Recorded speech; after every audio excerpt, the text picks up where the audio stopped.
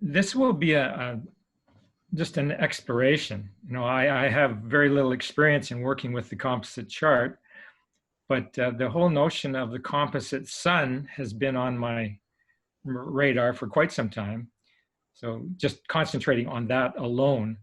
And so I thought this would be an opportunity to explore the relationship that you and I, Redlina, have. And so I've leapt in and just in the intuitive way that I approach these sort of things, and that's what we have here then. So looking forward. So on the left is Redlina's natal, on the right is my natal, and in the center is the composite chart of our relationship. And I did check in with her to make sure I had birth time and so on correct. And there's an obvious pattern there in terms of a gestalt for the relationship. It seems very focal. And I'd be interested in other people's commentary at this point. Just leap in if you have anything to say.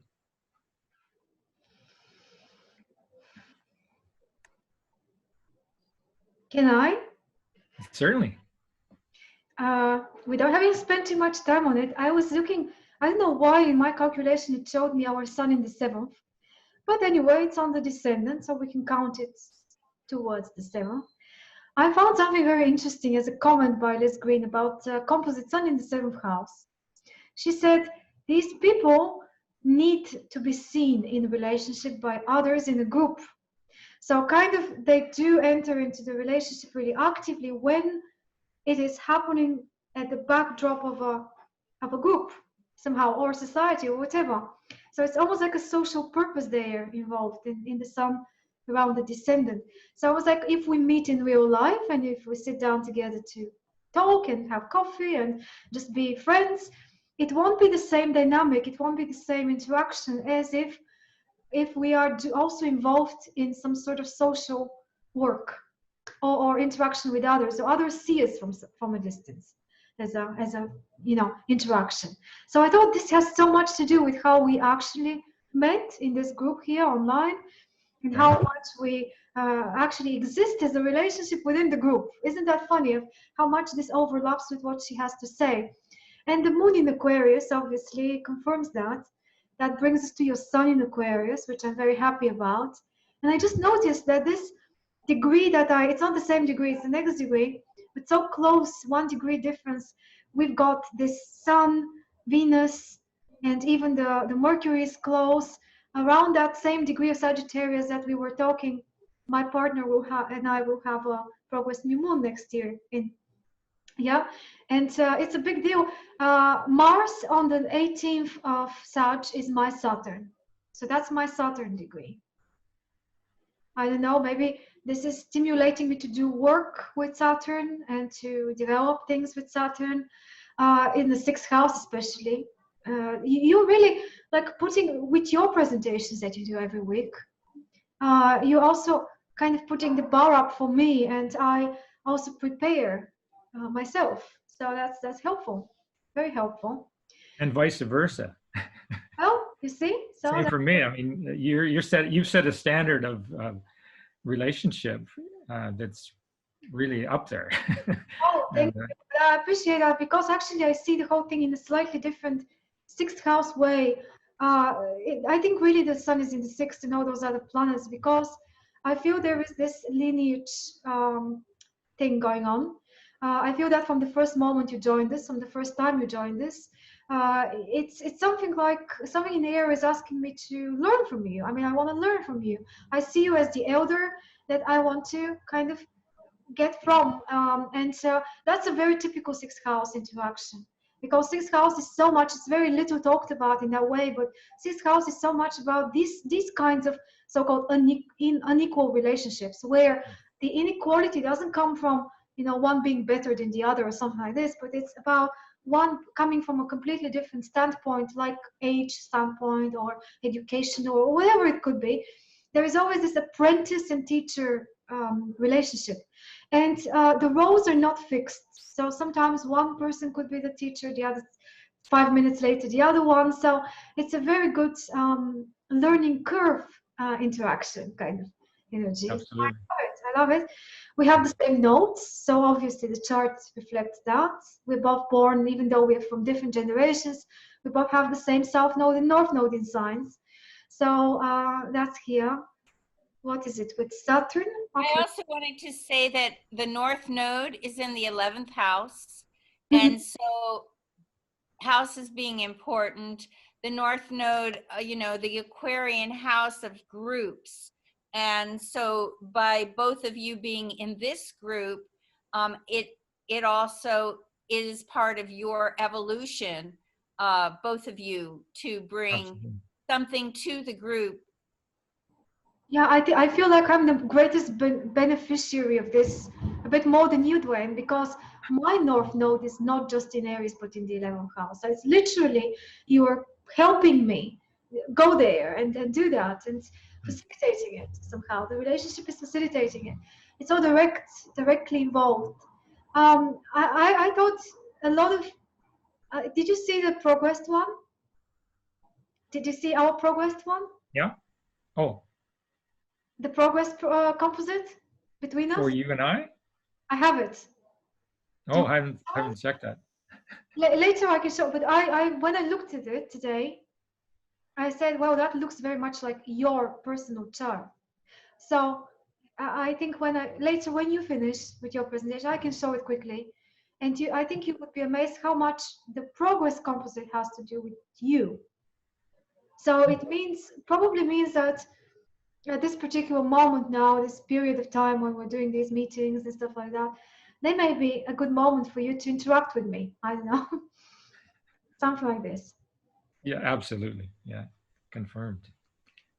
Right. What else do you have? What are your thoughts about it? I want to hear. Or other people's thoughts. Is this the end of the presentation? I just wanted to know, are you going to open it up and we see something else? Yeah, there's quite a bit more.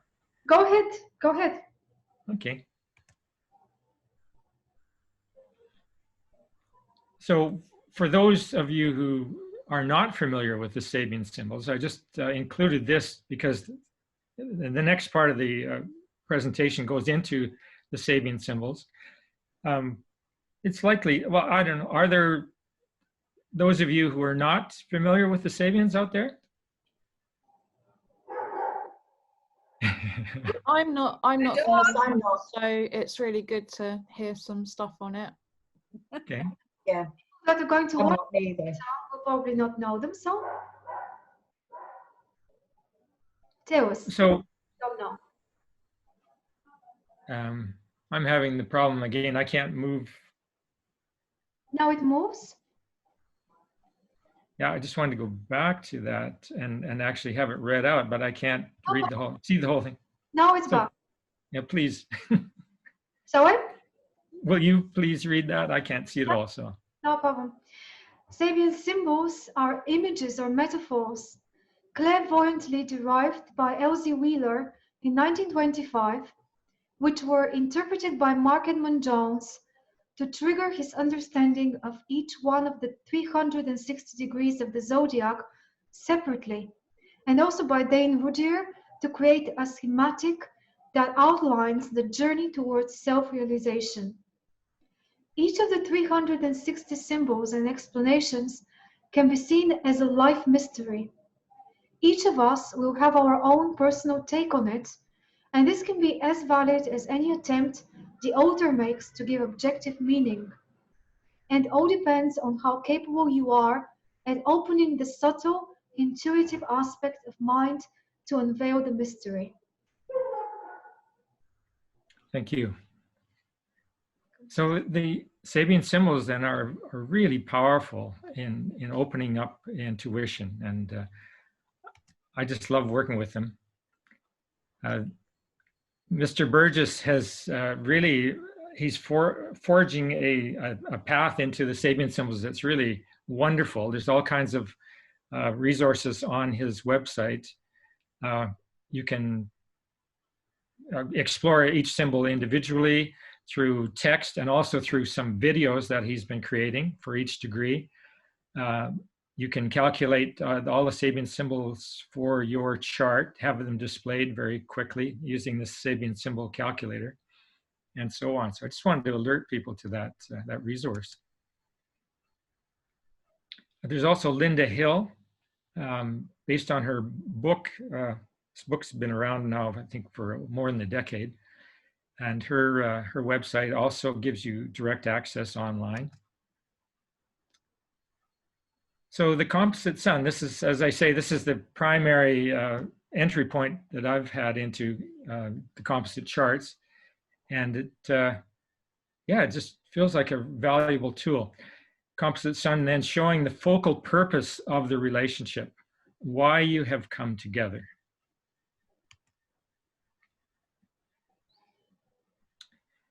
So just in terms of our natal suns, Ridlina is a Scorpio sun, and here we have from the Bosch chart rendition of the zodiac. So it has its own take on the archetype. Interesting. And then the Aquarian archetype for myself. I mean, that looks like me, doesn't it, up at the top there? Just You look very much like the top. He looked at you in order to paint it. And then there's the two of us. Yeah. Isn't it? There isn't any other sign that would describe it better than Sagittarius, I believe. And would you please read the text on that? Sure.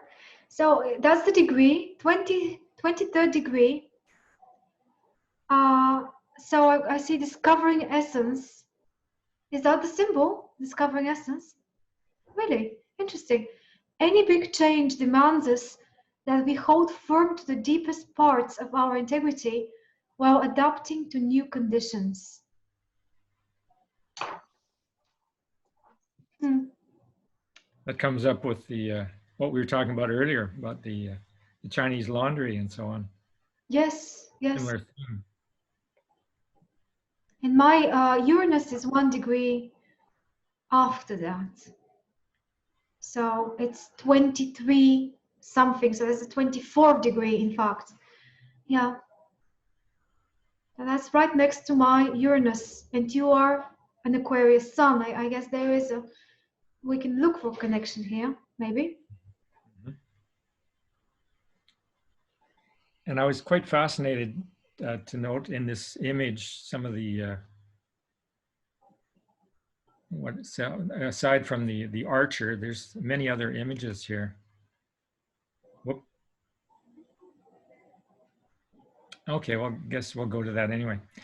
You know, this is all about exploring consciousness. That's the way I relate to astrology. And years ago, this book, The Human Biocomputer, and also Center of the Cyclone, came out.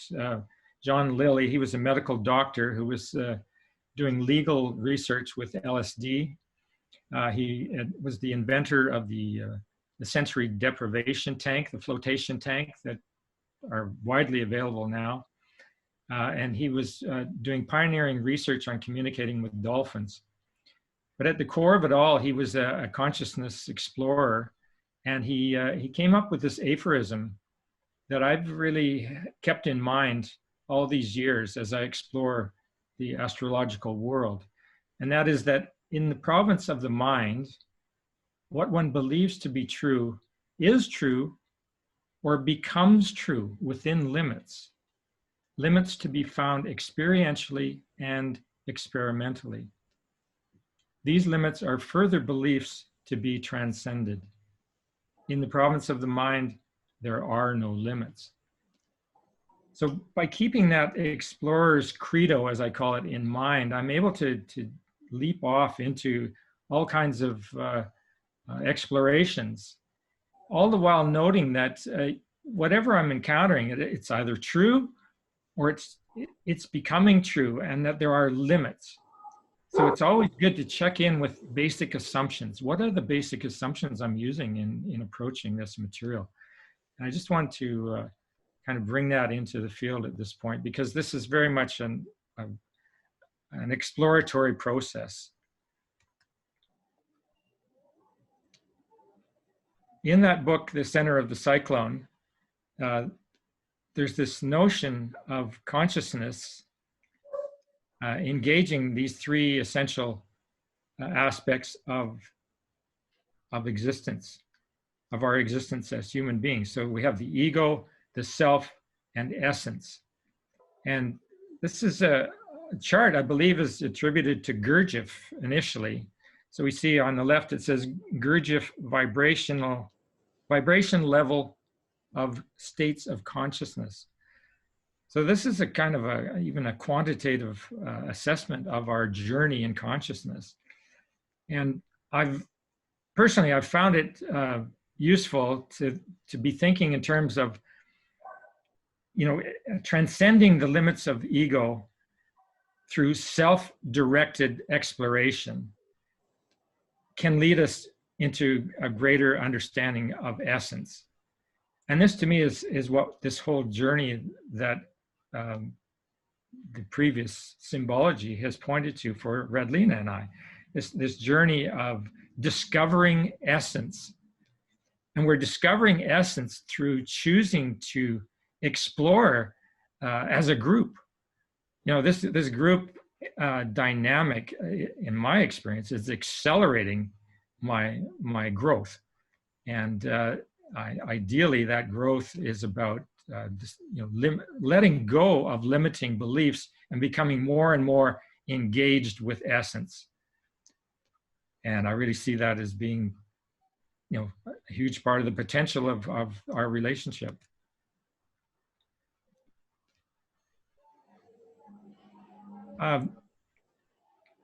Redlina, please. Yes, that's Sagittarius 23.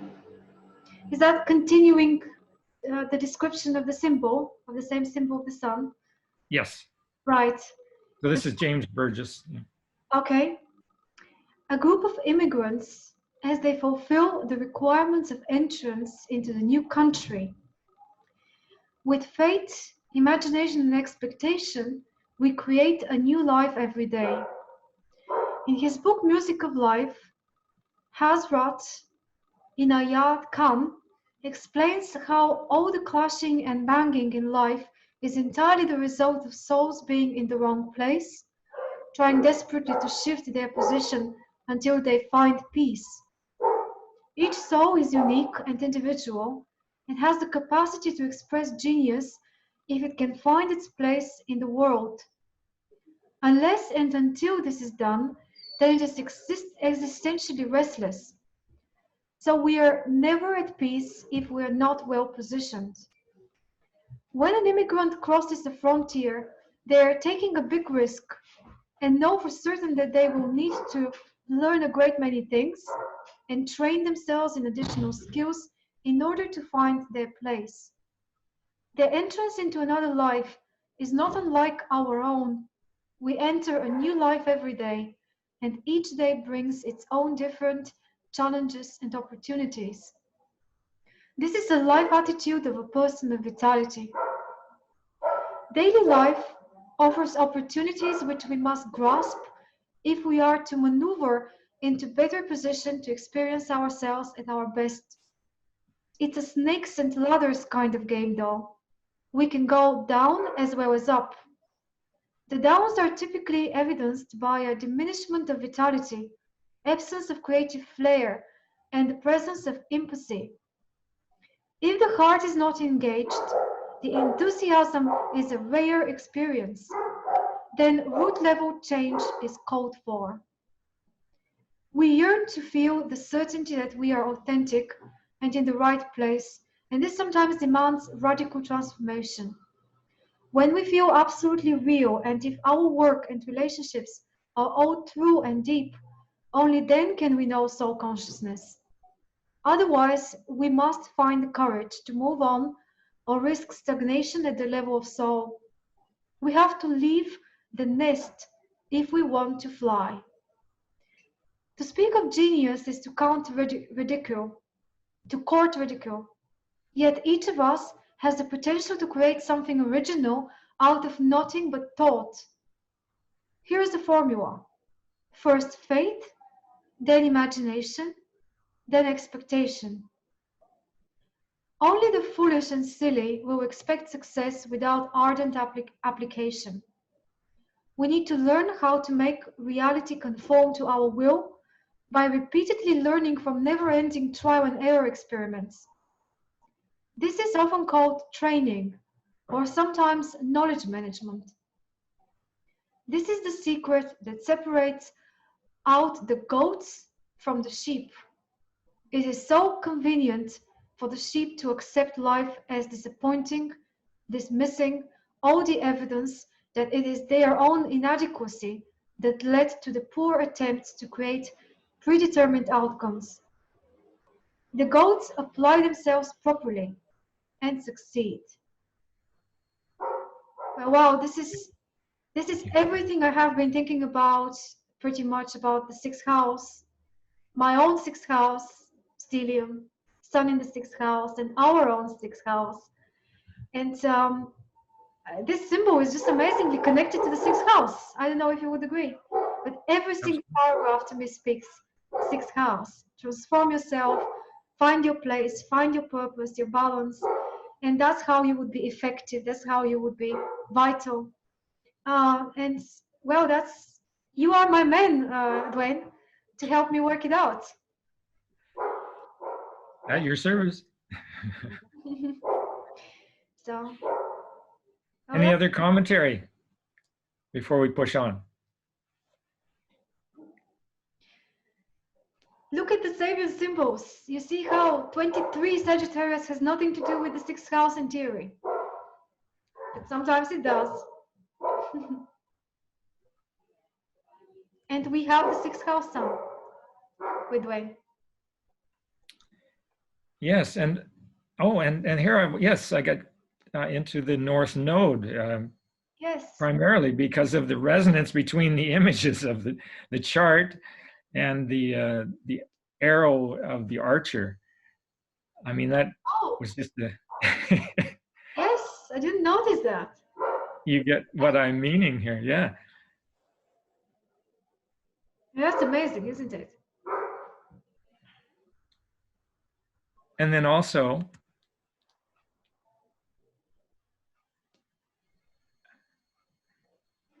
now this is going to Linda Hill's interpretation. Okay. And, so that's Aries 16, that's our North Node. Yeah. That's, by the way, very close to Aries. Aries, you know, Aries. Ah, it's right. On the 15th or something, maybe already on the 16th. So that's very interesting. Brightly clad brownies dancing in the warm dying light. The brownie symbol is a magical one, and it shows that help, given or received, is always available, especially if you believe it and welcome assistance that's offered. Sometimes your intuitive powers are at a real high, but your physical energy may not be. You may be tired and in need of help to get everything done, and a lot may be demanded of you. Have faith that there is often invisible assistance around you. You're always being guided and protected. Open your mind to possibilities and listen to the messages from within. Of course, you could be a brownie for someone else, assisting others when they need it. Reveling in nature, fairies and nature spirits, believing in guides, the magic of dusk, guidance and magic, synchronicity and things that arrive in the nick of time, elves. But there is a caution as well. Self-delusions, not getting a true picture of what's happening in the real world, losing the plot, neglecting responsibilities, crying wolf, always needing help. Well, I don't think we are in danger of that. No, and I mean, I just look at this painting and I see these brownies dancing in the warm dying light. Oh my God. I mean, is that a synchronicity or what? I didn't see. Where are they? Show me. Okay, look down to the left Oh, yes, corner. yes, yes, Where we also have the part of fortune sitting there, yeah. the symbol for the part of fortune. Well, we must include in the composite the painter. In the screen, I can't see that because your Aries 16 is right on top of the picture. No, it's on this part of it that's not covered, Lauren. It's right at the bottom, you see? Right at the bottom no, left-hand corner. Oh, okay, okay, I see it. I see them. Mm-hmm. And the part of fortune sign, interestingly. Okay. Well, this is not the part of fortune, to be fair. This is the aim of the archer, because that's the picture of Sagittarius, isn't it? That's the aim. I'm not sure if I'm saying it correctly. Oh, you have it now. Yes. That's a bit of a close-up, yeah. Yes, that's what we were talking about. Yeah. Mm-hmm. But And the unicorn. The unicorn, yeah. Unicorn with the spiral horn. Unicorns have definitely been showing up on my radar these last few weeks. I've never in the past really connected with it, but there's an image of a unicorn in a fenced little location, and the unicorn looks so at peace. I don't have the image here, but it occurred to me, well, that's like the lockdown. You know, the people who have turned inward and taken advantage of this time to be in their homes and be close and be introspective. This is a wonderful gift. Does the unicorn have a planetary assignment, like Taurus is or whatever? Does the unicorn has ever been associated with one of the planets or any part of the sky or any of that? Yeah, I'm not aware. How about anybody in the group aware of anything I don't know. on the? It's probably part of the symbols of the horses anyway, but maybe it is. I don't know. Something to research maybe for next time. That's interesting. Very interesting to see.